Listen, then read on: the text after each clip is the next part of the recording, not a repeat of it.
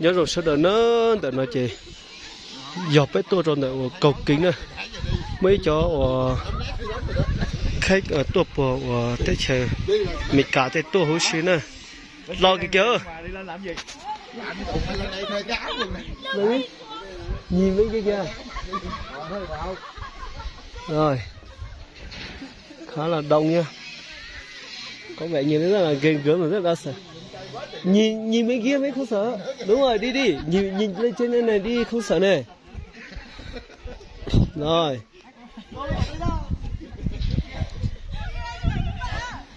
rất là vui vẻ, bỏ sự lọ dậy cờ nữa sự này nữa khó nó cô ấy khó cô.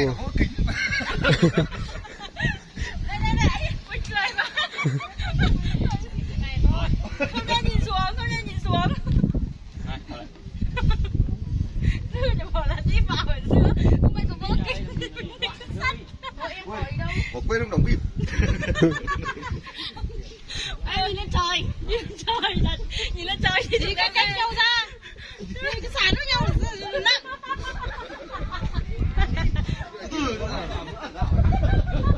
Còn trai cờ nó lấy chỉ cá tua lên nó sẽ này.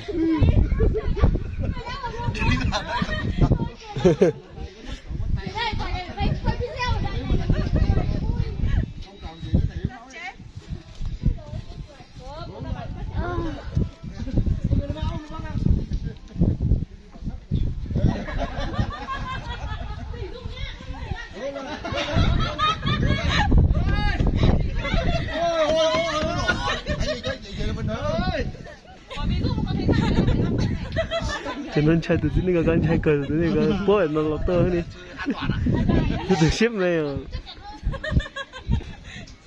có số hỗn trai đấy hả thôi, có số hỗn trai thế thôi, nồi có chị chuyên trai, Chắc cũng nhớ được cái chỉ mua chỉ có cái này. bố tiếp tua số nó cái gì.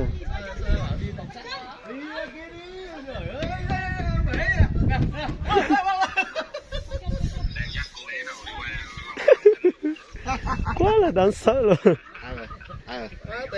Quá. Hả? Nó tao chỉ để ý nó tao luôn chỉ cả nơi nó chứ. Không ở dưới không hỏi chứ chúng mình này nè.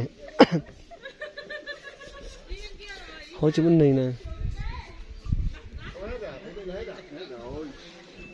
Mấy con rồi đấy là hết à? Cầu kính đấy ạ. Còn ở trên nữa. Ở trên này. Có bờ hồ. Đi còn xa. Đi đâu mình đi cái lối gì? À đây, đi lên trên cái cầu thang này lên này.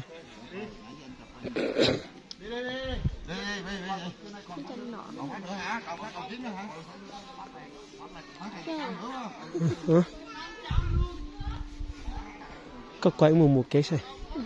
Mùa bình thường có quay nữa. Cái này không, cái này họ làm được lâu rồi quá, nhưng mà cái này chắc là sau cái này chắc là làm lâu rồi, là theo cái kia rồi. Nhưng mà sao ở bên kia nhìn cái không nhìn thấy cái cầu này nè? Có chữ đây mình mến á, tôi tin chứ khoa vào đến mến à. Thật là đang ghê gớm.